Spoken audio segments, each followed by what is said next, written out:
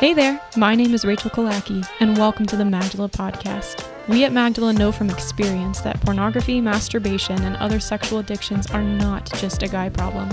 The need for women to be accompanied in the journey towards healing from addiction has gone sorely unmet, and that's why we're here. Magdala exists as a space where women can find hope, healing, and freedom alongside each other from sexual addiction. Our goal is to supply you with support, community, and accountability. Here on the podcast, you'll find everything from testimonies to practical advice to dialogue about how to heal and live fully as a Catholic woman. Wherever you are in your journey, know that you're not alone, and we welcome you to this table.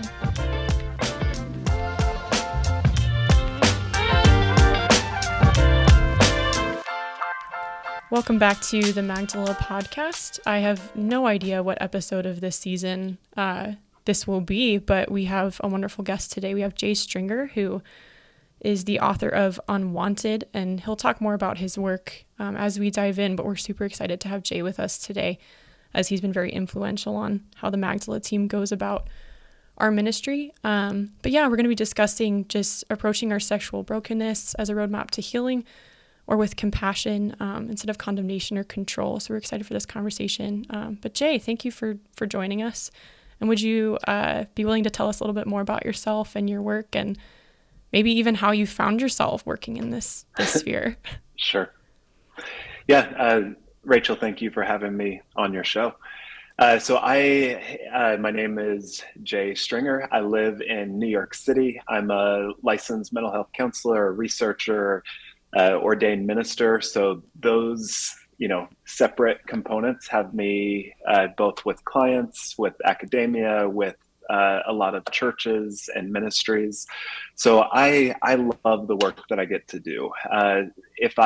Whenever I started out and I was just doing a lot of psychotherapy and was not interacting with systems and organizations, I just felt like, get me out of the clinical office. And then in other times of my life, like when I was getting ordained and I was just very much steeped in churches and organizations, I was like, get me out of this 20,000 foot view of life and let me get into the dirt of people's stories. So I do a little bit of everything, and I love that because I feel like they really help inform one another. The more time I spend with individuals, the more that I think that helps just all of us process how do we address this in a corporate setting. But then the more that we spend time with systems and churches, the more it's like, well, where does this actually hit the boots in the dirt with regard to people's stories? So married to a psychotherapist as well. Her name is Heather. We have 2 kids, just turned 10, about to turn 8. So a lot of stuff happening all at once, but it is mostly good with a bunch of, we were talking just about how life tends to be a circus many times. So encountering some of that. So that's kind of me currently. In terms of how I got into this work, there are always a couple stories that come to mind. One, just very formative story for me was my dad was a pastor growing up, and when this was, probably a 300 person church. And so we didn't have, a pastoral counselor on staff. Definitely back in the day and in an area of the country where you didn't see a therapist unless you were dealing with a lot of mental health, just kind of crises, and kind of something that escalated the need for a level of care. So when people would go through marital work or marital disruption, sexual brokenness of some kind, my dad was often the first person that they would call. So I grew up just kind of knowing that people often told the truth of their life through their crises, through their sexual behavior, not what you would ever see on Sunday. And so that always struck me of like, why is it that, the crap hits the fan Monday through Saturday and not necessarily on Sunday? So I would say just kind of seeing that on a church level and just kind of seeing these honest stories that people were living out in between services was really profound for me. but also, we were not immune from our own family conflict as well. And so there was a lot of conflict in my family with regard to how much my dad worked, how much he prioritized ministry. And so that became a lot of just the role that I played in my family, was to check in to see how my mom was doing with her disappointment, with Mm, her anger that my dad was leaving. And so in many ways, like there's been a counselor type of heart, type of role that I've been yeah. set up for, both to be, compassionate and curious about why people do the things that they do that lead to a crisis, but also really needing to tend to the breakdown of my family system at different points. And so those are two initial stories with regard to how did I get into counseling. Well, I felt like I began to counsel aspects Mm, of my mom's life from a very early age, but also just deeply intrigued as to, why is it that a crisis is so often needed, particularly in the church, before people can get help? So a lot of yes. silence. We don't talk about these things hardly at all. And then we just expect people to be naturally healthy. And then when something goes wrong, we're like surprised and grieved, but we've done nothing leading up to that moment to help people, and then they find themselves in a broken situation. So Yeah. I think that there's seeing that with compassion, but also a lot of defiance of, we cannot have this much silence and Yeah. expect people to be sexually healthy. It's complete madness. Yeah, I completely agree with you. And something we talk about a lot in Magdala is just the narratives we grew up with. And I think our church has had some very, very public reckonings with our sexual brokenness. It's been Mm-hmm. incredibly scandalous. And so what you're saying is really resonating. But when I think back to the narratives I grew up with, and just how it was very suppressive. It was, very silent. Or very gendered, like very gender separate. That's something that we've dealt with a lot. And so I'm just Yes. curious, like what that narrative was in your church life growing up, and did that inform your work now as well? Because I like your Mm-hmm. summary of why does this come out Monday through Saturday, but not on Sunday. Yes. Yes, so I'm a bit of a hybrid. So my father was a Presbyterian minister, so kind of the Yeah. frozen chosen joke definitely applies to us. But then the interesting thing about me is I went through puberty while attending a Southern Baptist high school. Oh So yeah. like kind of Presbyterian family, which it wasn't a lot of shameful and bad metaphors. But then I went into the Southern Baptist high school that was very Hmm. informed by like Liberty University. I grew up in Virginia. And Okay. so we would have a lot of chapel speakers from various Southern Baptist and Baptist institutions come in. And that's really where the narrative began to be very strange and bizarre, but Hmm. also deeply harmful. So I don't want to dramatize it too much. And Yeah. just to be clear, I'm not endorsing anything of what I'm about to say. But like, I remember one speaker, they divided the men and the women, boys and girls, into two different rooms. And I think all the boys were in the primary chapel for the school. And the preacher teacher started talking about like when the Inuit people in Alaska were trying to kill a wolf and protect their camp, they would kind of dip this dagger into seal's blood, and then they would leave the dagger outside the camp. And the thinking was the wolf would kind of smell the blood, and instead of attacking the people, it would smell the seal's blood and start licking this dagger. And then all of a sudden, the wolf will not be able to discern what is seal's blood versus what is its own blood. And then in the morning, there's a dead wolf because basically, cut open his tongue and bled to death. Hmm. And the teacher pivoted from there and, no joke, said, there's a lot of you out there that are masturbating, and I'm telling you, it's like the wolf. It feels good right now, but in the morning you're going to be dead. And I just Whoa. remember looking like, whoa, major religious sexual trauma moment for a lot of people. And I remember turning at that point at these horrified middle school students, Oh. underclassmen that were like, I mean, he just consigned them to decades worth of sexual shame with regard to that. And so that narrative was like really harmful for boys. This kind of sense that like, this is every man, every boy's battle. You're just going to have to like bounce your eyes from it. You're going to have to militantly fight this thing, kill this thing.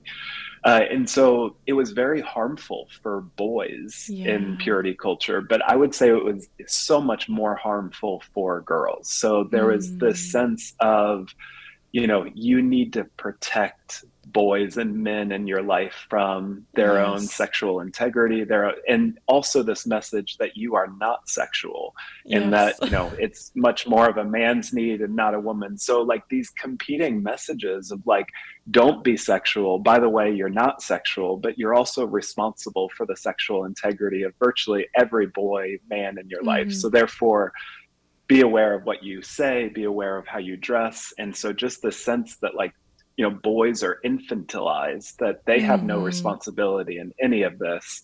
Girls have a lot. And then what do you do if you are a normal adolescent girl with a sex drive and you are exposed to something like porn and you find this very alluring and exciting the first few Yeah. times, and then you're like, wait, I've been told that I'm not supposed to be sexual. I'm supposed to be told that, only boys really struggle with porn or sexual brokenness. And now, how alien am I that I am dealing Yeah. with stuff like this? And so it's such a petri dish for sexual and spiritual shame to emerge in people's life. So really harmful storylines. And I think part of what I usually critique within a lot of the Christian faith as well is kind of liken it to, if someone wants to learn how to cook food, you don't teach them about salmonella every single time, right? Like we Hmm. don't learn the goodness of sex just through learning about brokenness and porn. So in many Yes. ways, I'm glad my book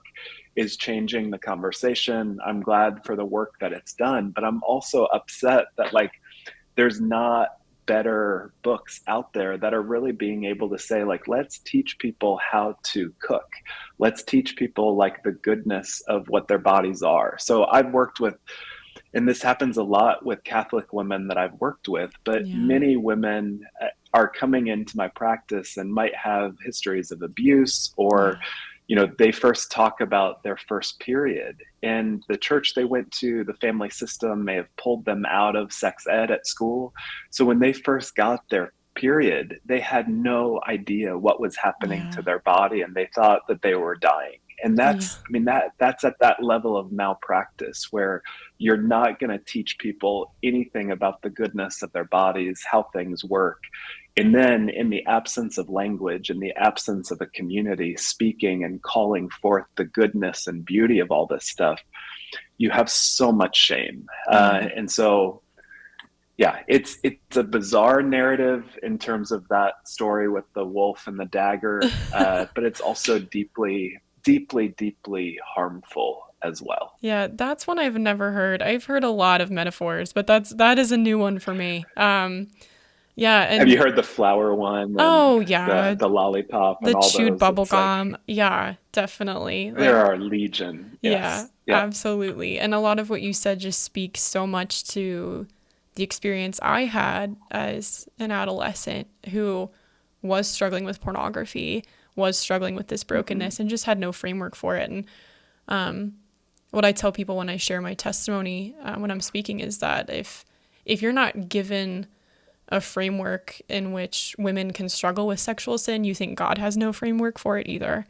And so how can you Yes. receive Well mercy? said. And I think, yeah, so I mean, so much of what you said just summarizes just how I've felt and the experiences of our women. But it's been really interesting to me to see how traumatizing a lack of education can be, because I had parents who, praise God, like very much attempted to educate me on sexuality and its goodness.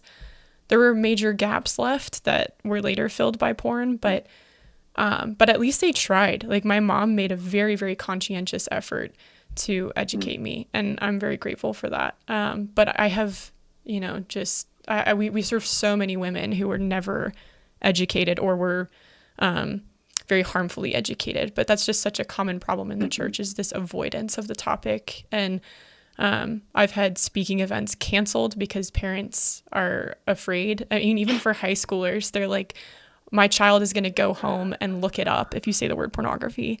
I'm like, really? I serve thousands of women, and never once have I heard an exposure story coming from a trusted voice in the church speaking into this issue for them. Like, I've never heard that as an origin of exposure. And actually, if you're this militant and this afraid, your child is probably already exposed and hiding it from you, and that's so Yes. you're just sending them into further hiding. And I guess, like, what would you say is the balance? What is the balance between protecting our children and but then also like creating safe homes where this is we're free to explore the good and the bad that is part of our experience. Yeah. And I guess how would that relate to the wider church? Like, what is your ideal balance, I guess? Yeah.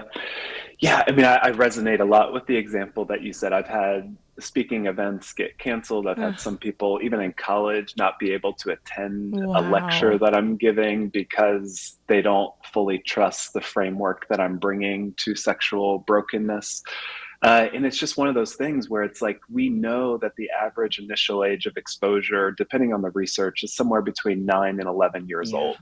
So the notion that your middle school, high school student has not been exposed to it, hasn't heard about it, is about nil. Yes. And so therefore, the question is like, do you want to be the primary educator to your child, or do you want to outsource that to the porn industry or to middle school peers? Like, that's the choice. And you've got to, you can't sit on the fence. And so I'm going to blur probably a lot of different people's theories here. And I can't remember who said them originally, but one sex therapist that I know just talked about, like, you want to be your child's Google.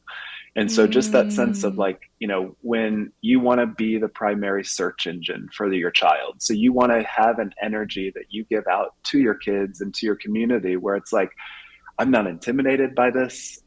This isn't an awkward conversation. I've done the work to understand my own sexual story, to educate myself. So I want to be the Google. When my kids have questions about words that they're hearing on the subway or things that they've heard at school and they're laughing about it, but they have no idea what it means, I get to kind of inform them about what those things are. So I think it does take, you know, parents in the church to be able to say, this is such an honor and a privilege to be the primary sex educator for our kids. And so we get to initiate, we get to steward this conversation well. And so I would always kind of prioritize that from a very early age. So how early is always a big question. But one other therapist talks about, like, you don't want to have one 60-minute conversation with your kids. Like, a lot of us might remember, like, that hour long or evening that we went out. That was so awkward and way too late, right? Sometimes it's at 13 or 14. And so, you know, the theory now is have 60 one-minute conversations with your kids about sex over the lifespan. So, you know, early on conversations around, like, naming their body parts accurately. It's not like it's not a private part, but it's a vulva, it's a penis. And so instead of just having vague language, it's like, no, this is your body and your body is good. And so then being able to work through that of, you know, you're about to go through some changes. So when you're at 8, 9 years old, you might notice some of these changes. And then at 10 or 11, these might come, and we're going to celebrate them. And it might be really scary when this happens. But, you know, if you get your period at school, here's what we can do. Here's what the school has access to. So there's just ways to really bring language to a child. And that's really what will decrease the event to be kind of coded as traumatic. So trauma is not something that happens to us. Trauma is what happens inside of us in the absence of an empathetic witness. And so what that means is, if you are going through something and you don't have language for it, and there's no witness to what you're going through, that's when trauma begins to emerge. And so, you know, Brené Brown puts it really well too, where she says, you know, basically secrecy, silence, and judgment are what kind of really allow shame to flourish. And so, you know, as we've been talking, Rachel, the church has largely been, especially within sex, has been secrecy, silence, and judgment, Yeah. which again, petri dish for shame. So more language, more education, more good theology about Yeah. God's delight is to tabernacle and come to us in places of confusion, brokenness, but also to invite us into goodness. So I Mm. would say start much earlier than you would expect. And it doesn't have to be entirely graphic, but we do need to provide more and more language, more and more context for people to walk into the goodness of their bodies. So just one last example would be, a lot of times, like we think about this in terms of marriage for those that have us that are married. Like we've often been told our whole lives, like just wait to have sex until you're married and then you get married and everything's going to be good. Yeah. And you only need to be married maybe your honeymoon, certainly by 6 months, to learn that like marriage does not solve No. a relational problem. They amplify and compound all of it. And so just Yes. that sense of like we need to be equipping people to say like, marriage is hard. It's going to expose a lot of the selfishness, a lot of the patterns, a lot of the trauma that we have been through. And that doesn't mean that we have to normalize really heated, aggressive, contemptuous conflict, but it does mean to say like marriage, especially in that first year, is going to be really difficult. So all that to Hmm. say, if we're not preparing people with just accurate language for anything in life, marriage, driving a car, becoming a parent, uh, puberty, we're not doing good work in terms of discipleship. So, good Yeah. discipleship always prepares people for the on ramp of the highway that they're about to experience. Yeah. Well said. I think speaking to the marriage point, I think that contributes heavily to our idolization of marriage as well, and kind Mm-hmm.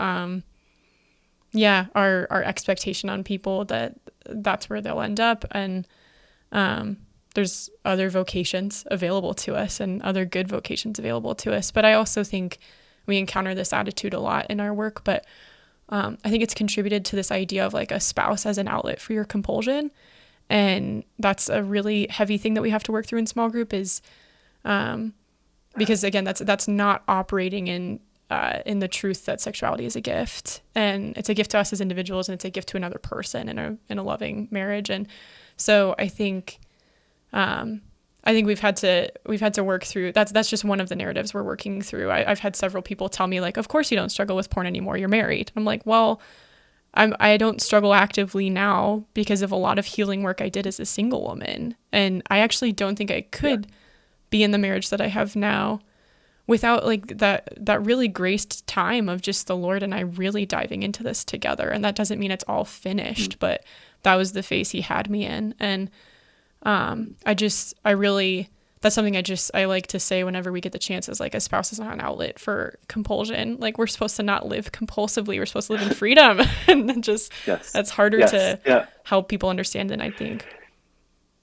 Yeah, and I mean, there's some of the leading books out there. I mean, I'd be curious about your take on this with women, but for some of the leading books for men would talk about that. Like basically, Mm, wives, when your husband is trying to quit using porn, and this is quote, you need to essentially present your body as a merciful vial of methadone to him. oh And my so just, I gosh. mean, what that's going to breed with regard to entitlement, what that's going to illusion with regard, because a lot of men think, once I get married, this thing is going to solve itself, Yeah. Yeah. because my wife becomes the container of all of my lust and she needs to be Mm, available to keep me pure, to keep me from porn. And it's a terrible message to give to men and far more abusive to give to women. agreed. And so then Yeah. we have desire problems that are inevitably going to emerge, but they quicken in a lot of these Christian marriages because there is the expectation that, I'm moving from porn to marriage, and therefore, married sex needs to happen as often as it did with however they would act out and use porn. Yeah. So we've got a lot of these dynamics in the church that need to be named if they are going to begin to find maturity and redemption. Yeah, I agree. And I think with women, there's like there's two angles that I've found. Because part of the whole "you're not sexual" narrative that we grew up with, it's you're not Yeah. sexual until you're married, and then it's a light switch that gets flipped on, and you have to be sexually available and good at it, and all like just all sorts of really hurtful, really frightening concepts. Like that's a very frightening thing to be told, that of like suppress this, but then it will be under the control of one man. And a lot of that gets wrapped into to scripture, a lot of like marital debt kind of language, which is a dicey argument that I do not want to put my foot into right now in the Catholic world. And I think, but nonetheless, whether it's a truthful concept or not, it's been used very abusively at times. And I think we've had that narrative of suppress until you flip the light switch on. But then there's also this angle of women feeling so unseen and unloved and abused in their sexual relationships that porn or masturbation or fantasy is the one thing that's just theirs. It's the one place they feel affirmed. And however false that source of affirmation is, that need, that's what we have to pull out of a lot of women, is like that need, like you want to be loved and you want to be seen and you want to be affirmed in your sexual relationship. That is good. Like, let's lean into that. And let's work on redirecting that. I had a really beautiful conversation with a woman recently about that, of just like, marriages just, I feel like, really heal and really explode when you turn that back inward toward each other, of like, I'm going to take this need to you, I'm going to be vulnerable with you, and we're going to graciously meet each other's needs however much we can. But like women there are a lot of married women harboring this kind of outlet of porn or some other sexual compulsion just because they want something that's just theirs and something affirming. And that deserves a lot of compassion, I think, before we kind of go about what's the practical plan of how to get out of this. Yes. Yeah. Yeah. Fully agree. Yeah. And I'm curious, even like, this is one of the questions I wanted to ask. Do you have any insights? You've talked a little bit about them, but do you have any insights specifically into female sexual brokenness that were surprising to you, just because this is our line of work? And as a man approaching it, are there any insights you've gained or anything that you think might be helpful for our listeners kind of to understand about sexual brokenness in females? Yeah, so I'll kind of start with the context of some of my research and work with clients, is that, for my book Unwanted, did a pretty substantial research project on the key drivers of unwanted behavior, because we know that a third of porn users are now women. We know how often people are using it, how long they're on it, using porn, but we don't necessarily know a lot of what is driving that. So I did a research project that looked at family of origin, relationship with your mom and dad, relationship with, work, how much purpose did you feel like you had in your life, any adverse childhood experiences, and then really stepped into what was the actual fantasy life for people. So what was your porn search when you entered into a sexual fantasy? Where did your mind go? And so we put all of that into a research instrument. And then I had a team at a university look at the analytics. And basically what we found is that unwanted sexual behavior and the fantasies that we pursue are not random. And to me, this is really good news, because what it means is that, the fantasies that we have, the porn search that we go after, I always kind of say it like this, though, like unwanted sexual behavior is a roadmap to healing, not a life sentence to sexual shame or addiction or compulsive behavior. And so what we want to do is to kind of say, like, how is the fantasy, how is the broken behavior a clue with regard to the redemption that God wants to bring to our life? And so for some people that, let's say, they had no backstory, no history of sex education, and then they first found porn and they started looking after it, and then they were really intrigued. Can we begin, again, not to bless the pornography, but can we at least be able to say there's something about that search, there's something about that desire to understand, to be able to learn something about your body that we can bless and we can understand. But a lot of times people are, they're introduced to porn. So maybe they find their brother's stack of Playboy or they find their grandfather's stash.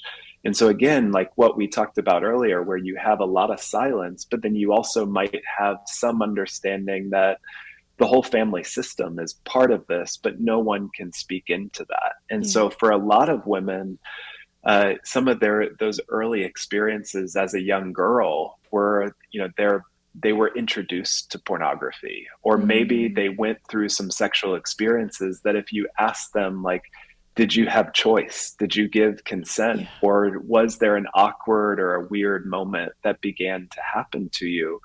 Well, all of that is setting a sexual template where you might feel some level of arousal or desire with regard to an experience with someone, but then you're also feeling shame in that same experience. So when people know abuse, there's what we refer to as grooming. And so when grooming is taking place, usually the abuser knows what type of family system we come from. Like, are we a rigid system that has a lot of rules? And if so, the abuser usually offers like play, or the amount of, people that have told me, like, we weren't allowed to listen to anything non-Christian in music. And so my abuser first let me watch MTV or VH1, or we played a Nintendo game or made life fun. Well, that's the initial kind of grooming experience. But then with time, they might introduce you to something like porn, or expose you to, your body part, or expose them to one of their body parts that you've never seen before. And you're going to feel a level of arousal and intrigue about that. But then again, you don't have a place to talk. And so that begins to get coded as shame. And so for a lot of women, they might reenact that original sexual template where they feel both intrigue about something, they feel aroused, but then they also feel like judgment and shame in that same system. And if that's your earliest sexual experience, you're not going to feel sexually alive later in life unless you're recreating that dynamic of feeling very, aroused, intrigued, but also some level of judgment associated with it. So that could be from abuse, but it could also be, as we've talked really well about, like that it could also be the dynamic of church teaching, that if you have been conditioned from 0 to 26 years old, that any sexual thought, lust, fantasy, sexual thought that you have is bad, that doesn't just automatically flip the switch when you get married to like feeling like sex is going to be really good and powerful and therefore beautiful. You might still feel that lingering sense of, anytime I feel arousal, I feel shame. And so I can't express myself in my marriage because I'll feel some level of like, am I dirty? Is there something wrong with me? And so instead of bringing that to the relationship, you begin to seek out other behaviors like porn or other contexts that reinforce, the family of origin or the church of origin setting, which is to feel sexual is also to feel shame. So all that to say, really long way of saying there's more shame with regard to female sexuality, especially within the church. There's less language. And whenever we're talking about male sexuality, almost always we're talking about male sexuality. So women, sex is not just like penetrative sex and orgasm. Sex might be foreplay. Sex might be much more playful, not orgasm focused, but is much more holistic to the body. But most of when we talk about sex in culture or in the church, it's a very male centric universe. And so therefore there's even more division, more shame, more experience of like, I don't quite fit into this world. Yeah. Okay. I'm appreciative of you of like saying it so bluntly, because I think there's been times where one of my team or myself, like we have conversations and we're heavily criticized for saying there's more shame for women. So I appreciate you as somebody who's researched heavily in this field and pastorally worked in this field, saying that there is more, because I do think that's true. And I think in order for us to overcome that, it has to be spoken of bluntly.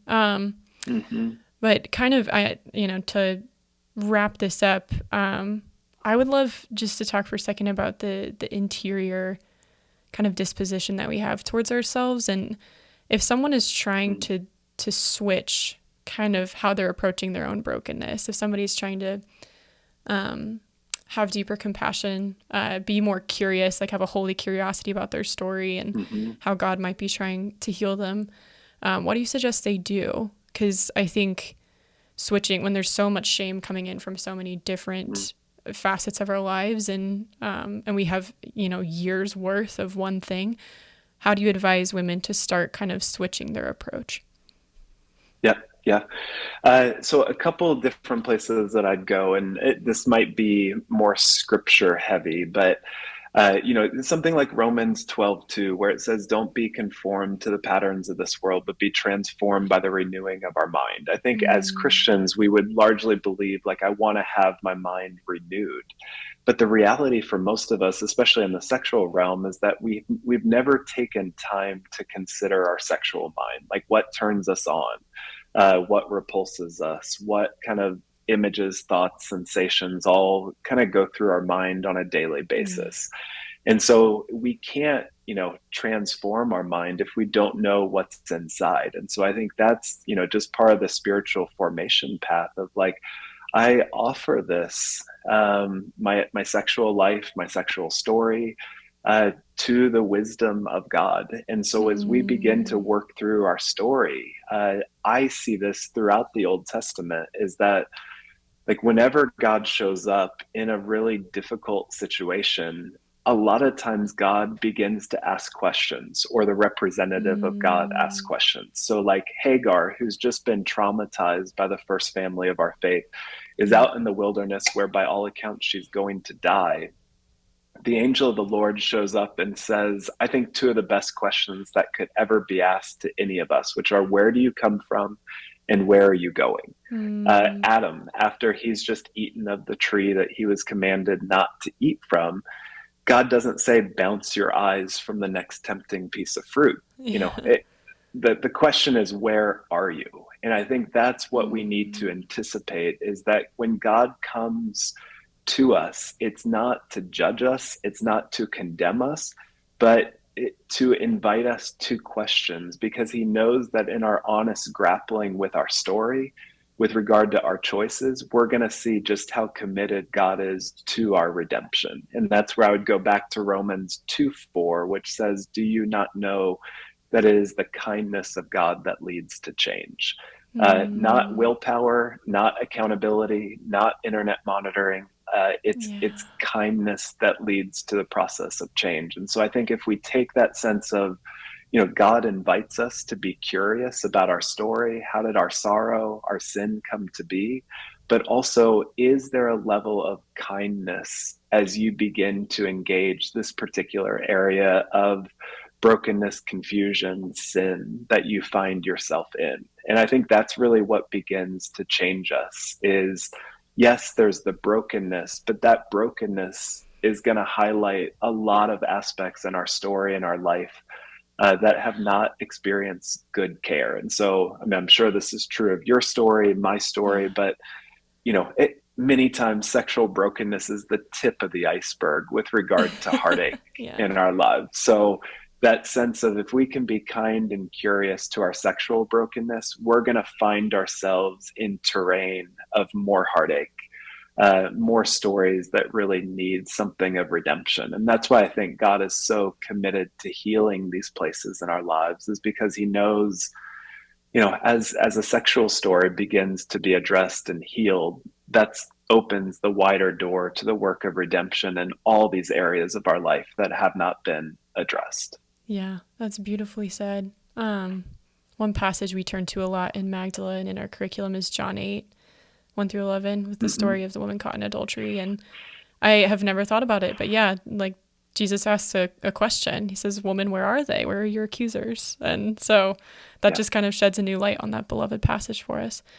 Well, Jay, thank you so much for this conversation and for your work, and just taking the time to shed some deeper light on how we can approach this better. And I really appreciate you very much. Thank you, Rachel. Yeah, I mean, as you I forget exactly how you put it, but just in many ways, silence can be traumatizing. So Yeah. for your courage to break the silence, to be able to reduce the impact of trauma, both for people who are immersed in it, but also for generations to come, of just, this is a realm that we can talk with eloquence, with research, with Yes. beauty, with scripture. So just appreciate you and your team's deliberate commitment and defiance to not let silence win. Thank you. Thank you. I really appreciate that. Yeah, I think we can conclude. Thanks for listening to that episode of the Magdala podcast. If you are in need of accountability, you can use the code Magdala for 30 days free of Covenant Eyes. If you would like to try something different than your smartphone for a little while, we are a Light Phone affiliate. That code is in the show notes as well. And as always, if you are a woman actively struggling with sexual sin or addiction, please join a group. We have the link below in the show notes. We have lots of spots available right now for the first time since our founding. So we would hopefully be able to get you into a group pretty quick. If you're a woman who has a recovery and healing story from sexual addiction or compulsion, we'd love to have you consider leading a group with us. You can fill out the same link below. And finally, if you'd like more exclusive content, including a book study on Jay's book, Unwanted, we are doing that right now on our Patreon, and we'd love to have you as part of our Patreon community. Our $10 patrons and above each month also get access to Magdala's Slack community, where we have more discussions and channels available to those who want to just glean more from the conversation our community is having and the resources we offer. Finally, if you feel called to support Magdala financially, we would love to have you as a partner in our mission. We need you as a partner in our mission. So please consider a financial gift through our donor link below. Finally, I hope our conversation today blessed you, and we will catch you on the flip side.